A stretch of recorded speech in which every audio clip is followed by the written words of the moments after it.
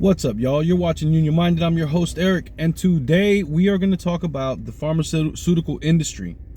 We're also going to talk about how the wealthy never get held accountable for their atrocious crimes that are motivated by profit seeking. The wealthy never get held accountable like poor people do. The wealthy never get put into a dangerous situation the way poor people do.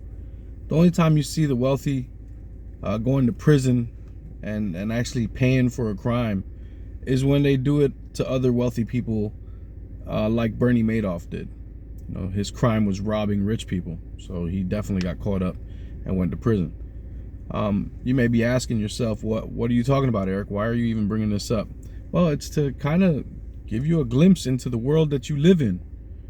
Because a lot of us make up this fantasy land that this world is fair. It's a meritocracy, and if you work hard, you can get ahead, and it's a fair game, and it's not. It's not a fair game. Capital runs everything. Money runs it all. If you got money, you play by different rules. You get away with different things. If you got money, you got power. If you got money, the police don't harass you. Money, it really is, like they say, is the root of all evil, because of the greed that can follow it. And I'm going to dive into this article from Reuters where it talks about Walgreens, right? And again, we're talking about pharmaceutical companies, and we're talking about pharmacies that distribute prescription drugs to the public, right? Well, according to Reuters, this came out today. Walgreens reaches $230 million opioid settlement with San Francisco. This is by an author named Jonathan Stemple. $230 million opioid settlement, right?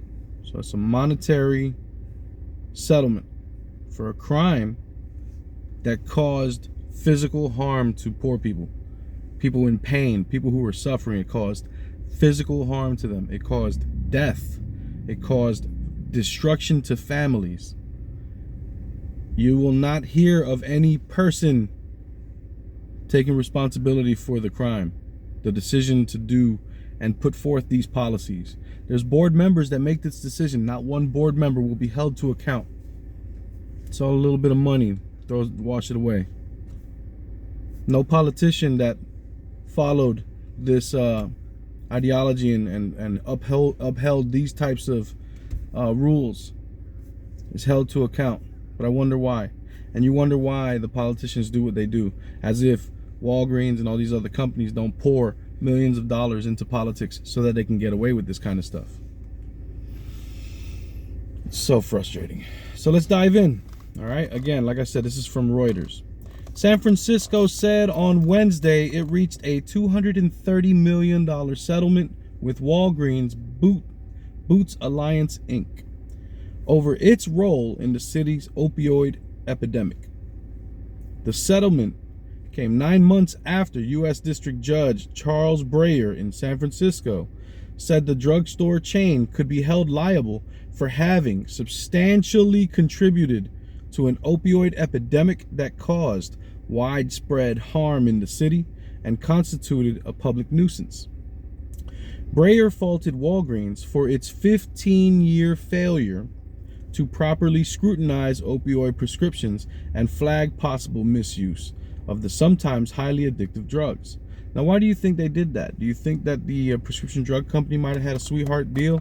We already know they had sweetheart deals with doctors to have doctors push the pain medicine. I think they also had the sweetheart deals with the pharmacies to look the other way and just keep filling out the prescriptions. These are dope boys. The same ones that a lot of folks like to point to as a poor people problem. Crack dealers, right? Heroin dealers, right? Fentanyl, those dealers, right? Walgreens, that dealer. CVS, those dealers. The pharmaceutical companies, those dealers. The context is everything. This was a very sophisticated drug operation.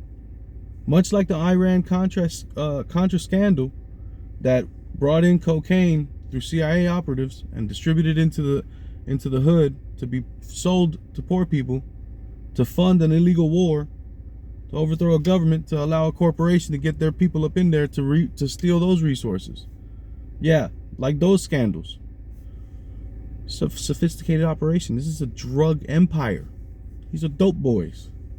But they paint them real pretty and call them pharmacists. The pharmaceutical industry. Not when you're abusing it like this. You're not doing good. You're doing harm when you're doing it like this. At a press conference, San Francisco City Attorney David Chu called Walgreens' settlement the largest awarded to a local government in years of opioid litigation nationwide. He said Walgreens' actions made the opioid epidemic in San Francisco worse than it otherwise would have been, and that there's no amount of money that will bring back the lives that we have lost. In a statement, Walgreens said it disputes liability and did not admit fault, but come on now. That's part of settlements.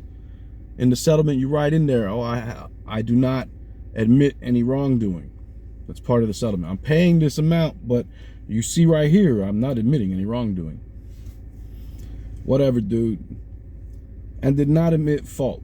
But that settling allows it to focus on patients, customers, and communities. Now, what you did was you drugged up your patients, the customers, and the community. So then they go and say, our thoughts are with those impacted by this tragic crisis, it added. You're responsible for the tragic crisis. You helped this problem along. And the only reason people care now is because the majority of opioid abusing is going on in the rural areas, in white communities, and it's affecting poor white people more so than it is poor black and brown people. Because when crack was affecting people worse than this, it was mostly affecting black and brown people. And so America didn't care as much. The Deerfield, Illinois-based company had been the only remaining defendant in San Francisco's civil lawsuit after several drug makers and distributors reached settlements worth more than $120 million. In his ruling last August 10th, following a non-jury trial, Breyer found that Walgreens suffered from a profit-driven fill culture of dispensing opioids. That's profit motivation. Breyer found that Walgreens San Francisco pharmacies had received more than 1.2 million opioid prescriptions with red flags from 2006 to 2020, yet performed due diligence on less than 5% before dispensing them. So they had 1.2 million red flags and only performed due diligence on less than 5%, and they still kept filling those prescriptions. The red flags are telling you you're filling this prescription too soon. It's before the time of the prescription to be up. This person is abusing this prescription, and Walgreens was like, fire it up. Walgreens' settlement averts a trial to determine damages.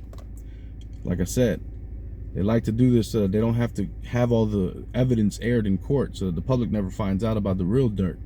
So they do this, and then they say, we are not admitting guilt. San Francisco had estimated it might cost $8.1 billion to abate the opioid crisis, and that Walgreens is legally liable for the entire amount. Last May, Walgreens reached a $683 million opioid settlement with Florida, paying more than 3/4 of the $878 million that 4 other companies, including rival CVS Health Corp., agreed to pay in similar earlier settlements. Opioids include legal painkillers such as Oxycontin and various forms of the drug fentanyl.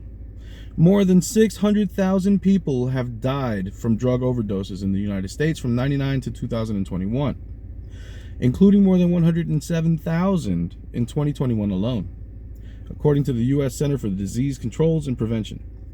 Walgreens shares closed up 69 cents at $32.04 Wednesday, trading on NASDAQ. Because, of course, why wouldn't they be up? Listen, if we ever want the rich to be held to account, we got to change up how we view things and how we operate as the working people, because we power it all. My name's Eric. You're watching Union Minded.